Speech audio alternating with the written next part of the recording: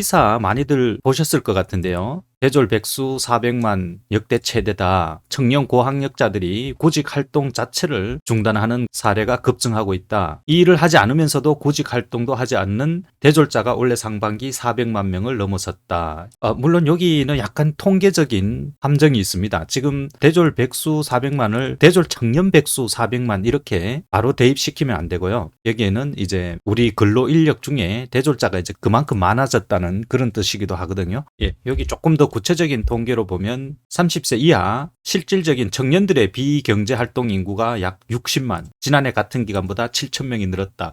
30대 이하 청년으로 봐도 60만이면 적은 숫자가 아니고 또 그 이상 포함해서 또 400만도 결코 적은 숫자가 아니죠. 뭐 항상 그렇듯이 예, 결국 양질의 일자리 부족에서 상당 부분 비롯된 것이란 관측이 나온다. 저학력자에 비해 고학력자 일자리 부조화가 심하고 그들을 위한 양질의 일자리가 부족하다는 설명이다. 예, 근데 정부가 자꾸 이렇게 헛다리를 짚는 게 이거는 양질의 일자리 부족 문제가 아니거든요. 그리고 고학력자에 국한된 문제만도 아닙니다. 결국은 제가 그동안 계속 얘기했던 지난 25년에서 30년, 적게 잡으면 25년, 요것은 이제 1990년도 중반부터 잡으면 30년이 되고 한 2000년 초반부터 잡으면 이 정도 되거든요. 25년. 이 긴 시간 동안 우리가 이 외국인 노동자의 거의 무제한적 유입, 그리고 그에 따른 육체 노동직의 저임금화, 그리고 그 업무 환경이 전혀 개선되지 않은 점, 이런 게 맞물려서 일어난 현상이지, 이 문제의 본질을 회피하고 이 외국인 노동자와 불법 체류자의 무제한 투입이라는 이 본질적 문제를 외면하고 자꾸 분석을 하다 보니까 이런 헛다리 짚는 분석이 계속 나오고, 그러다 보면 뭐가 되죠? 결국은 한국인은 일을 안 한다. 보러 또 외국인이 더 필요하다. 또 외국인 더 투입하죠. 이게 지금 30년 동안 계속 벌어져 온 현상입니다. 이걸 해결하지 않고는 그 어떤 경제정책도 소용이 없어요. 그리고 제가 이 외국인 노동자 문제 올리니까 댓글에 그런 얘기가 많더라고요. 아니, 부사관 월급이 200밖에 안 되는데 지금 외국인 노동자들 도대체 얼마를 버는지 아느냐. 자국의 보통 최저 3배에서 많게는 10배를 벌어가잖아요. 하루 1달러짜리 일자리가 없어서 쓰레기통 뒤지는 나라에서 온 사람들은 3배, 10배가 뭡니까? 100배, 200배가 넘는 금액이죠. 최소 200에서 시작한다고 해도. 근데 200만 줍니까?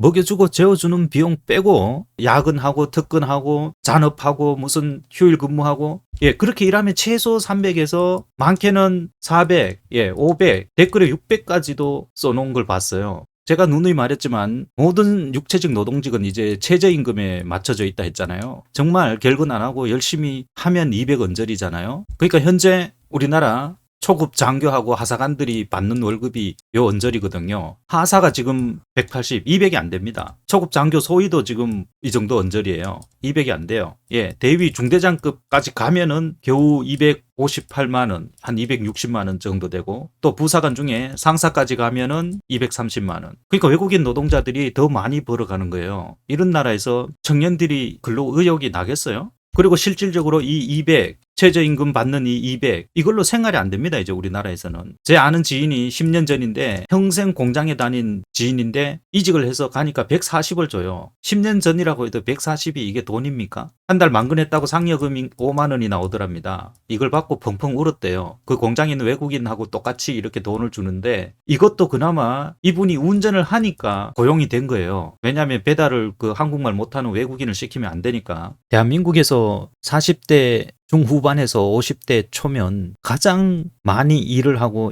가장 많은 임금을 받을 나이잖아요. 그리고 평생을 공장에서 일을 한 사람이잖아요. 근데 140을 줘요. 그리고 고용주들은 뭐라고 하죠? 한국인들은 힘든 일 안 한다.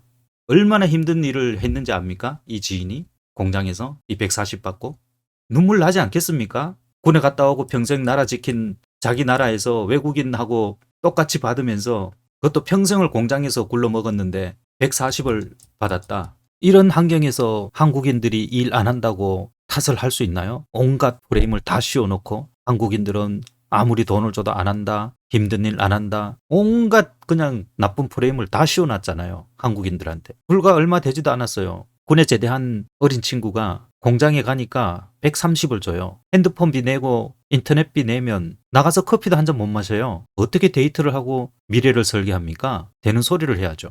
그래 놓고 그 공장 그만두니까 끈기가 없대요. 3년은 견뎌야 뭐 기술도 배우고 한대요. 그 공장에 그 열악한 환경에서 3년 있으면 월급이 2배 오른다는 희망이 있습니까? 아니면 기술자가 된다는 희망이 있습니까? 저는 국가가 이렇게 일자리 정책에 있어서 자국민을 보호하지 못하면, 그리고 국민의 의무를 다한 사람과 아무런 의무를 하지 않은 외국인과 아무런 차이가 없다면, 오히려 역차별을 받는다면 국가가 우리 젊은 청년들한테 국방의 의무를 강제할 무슨 권리가 생깁니까? 그런 상황에서 젊은 친구들이 국방의 의무를 강제로 부담해야 되는 그런 일방적인 의무만 지는 게 그게 과연 정당합니까? 더군다나 지금 60대 이상 되시는 분들은 젊은 시절 군 생활을 무료로 봉사한 거잖아요. 근데 그런 사람들이 지금 외국인 노동자에게 밀려서 허드렛 일자리도 못 구한다고 아우성이에요. 나이 많다고, 고혈압 있다고, 잠재적 부상의 위험이 있다고 안 쓴다는 거 아니에요. 아니, 우리가 이런 나라 만들려고 이렇게 달려온 거예요? 저는 도저히 이해가 가지 않습니다.